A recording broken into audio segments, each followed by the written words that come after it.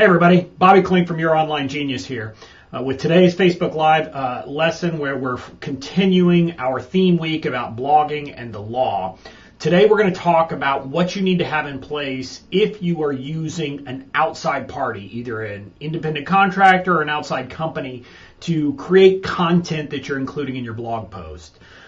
Before we get to that, though, again, wanted to remind you who I am. I am, again, Bobby Klink. I'm an online entrepreneur and an intellectual property lawyer. I work one-on-one with clients at a law firm that I founded.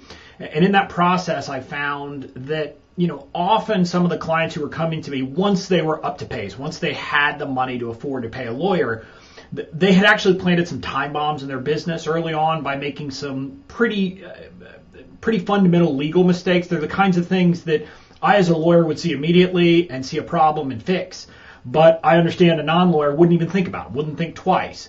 And the problem was some of these mistakes I was seeing were just causing devastating effects. So I formed Your Online Genius as a way to try to solve that problem, to provide information to people, to online entrepreneurs specifically, so that they could do it themselves, get the basic protections, get the basic things right, before they're to a point where they can justify hiring me or some other lawyer to really help them as they are growing and expanding later on in their business. So this is all about providing you the information you need to protect yourself. And as I mentioned, we're doing theme weeks here, and this week is all about blogging and legal issues with respect to blogging. Today, what we're going to dive into is what do you need to have in place to protect yourself if you are going to use someone, an outsider, to contribute to your blog.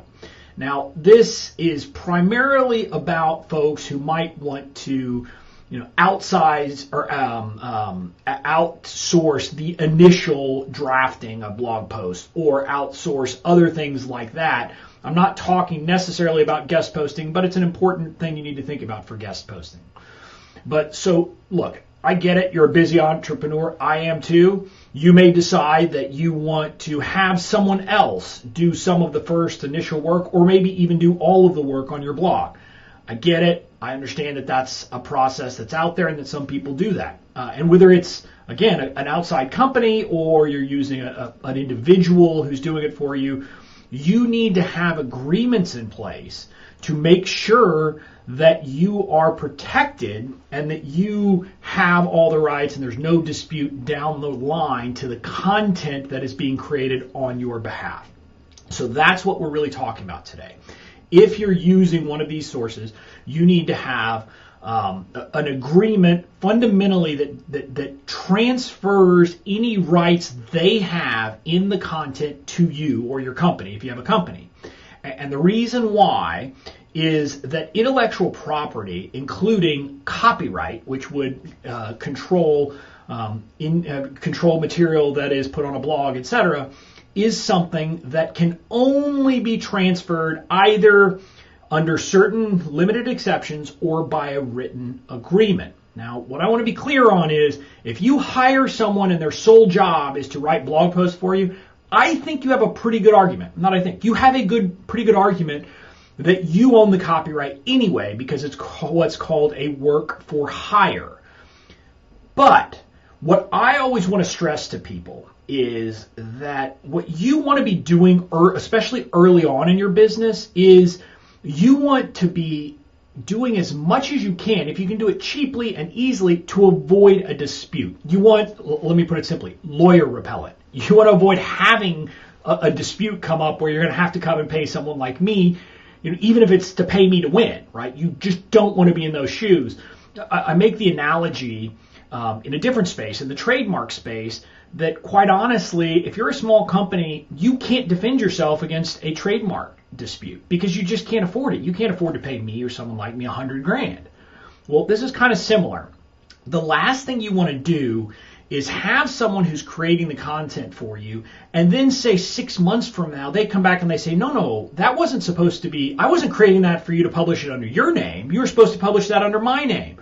Or they say, oh no, I gave you a license to that, but I said that I could keep this. And for example, you don't want the exact same blog post appearing somewhere else. You want to make very clear to these to whoever's creating it for you, that it is yours. It's not theirs. You get it 100%. And the problem is that if you don't have a written agreement that clearly sets that out, you could get yourself into dispute. Because look, I think we all know there are services out there where you can buy content that is not exclusive to you. And let me give you an example from my world. There's I'm sure many of them, but I'm familiar with this one company that does legal blog writing, but also legal content writing more generally. So some of that they'll do, hey, original content for you for your blog, but they also have things like pamphlets and white papers and things like that you can use as a lawyer and put your brand on, but all you're getting is the right to use it. And they can sell that exact same content to other people and do the same thing. If that's not what you have in mind, you need to make sure that you have an agreement in place, a written agreement that clearly specifies that's not what the deal is. The deal is they are giving you content, it's yours, and no one else can use it. So that's the point of getting these agreements. It's really to avoid a dispute. It's to avoid having to pay me or someone else. So with that in mind, I hope I've convinced you that this is worth doing and that you should get these agreements in place. And there might be there's going to be a little bit of work in creating the first draft or the first agreement up front for you. But once you get that created initially, you've got this form document. I'm going to change a name, and that's all you have to do going forward. So it's one of those ones where, hey, put in an hour of time up front, and it can avoid hours and thousands or tens of thousands of dollars of heartache down the line. So it's worth doing. So what do you need to have in the agreement? Look, this isn't one where you need magic language. What you need is a statement that they are creating the work for you and that they transfer, and the magic language that people usually use is assign, which is the legal word for transferring any kind of IP, but that they are assigning all copyright interests to you. If you get that, you're golden. And that's all you have to have. Again, if you were worried, you might want to add something in that says they agree they're not going to produce, sell the same content to anyone else. But you don't have to worry about that. Once they have assigned the copyright to you, you own it, and they can't do it. But a lot of people might want to put that second statement in that just says, hey, they agree not to sell or provide the same content to anyone else. So you could do that pretty easily, give yourself the protection. You've got those things in place, you're golden. Again, if you come to someone like me, I'm going to give you a document. It's not going to be exceedingly long. It's going to be, 2 pages maybe, but it doesn't even need to be. I mean, that's just because I'm a lawyer and there's some language that lawyers just put into things. But you could do a very easy 1-page agreement in plain English that says those things, and that's going to be the lawyer repellent that you need up front.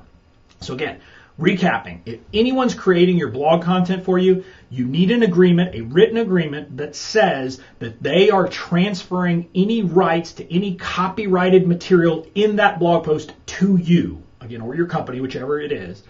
And you have that, you have it signed and done. And if you have a company that's if you do a one-off, they write one article for you, you can have them specify this one article. If it's an ongoing relationship, you should have it signed up front that it says that they agree to assign and are hereby assigning all copyrights and all future work they produce under the agreement. You get that in place, that one agreement with each party, and you are golden. So that's it for today. Quick lesson, just wanted to make sure that you're thinking about these issues and that you're avoiding that problem. I'll be back tomorrow, and tomorrow we're going to be talking about guest posting issues. That's why I didn't want to go into guest posting too much in this one, but wanted to talk about the issues you need to think about when you're doing guest posts and the legal issues that can arise. So we'll talk about that tomorrow. In the meantime, if you're enjoying these lessons and you'd like to learn more, I've got a free cheat sheet that teaches you the 4 most common errors that I see online entrepreneurs make and what you need to do to avoid them. And you can get that at mistakes.youronlinegenius.com. Again, that's mistakes.youronlinegenius.com. You can download the cheat sheet for free. Until next time, I'm Bobby Klink signing off, and I'll see you tomorrow.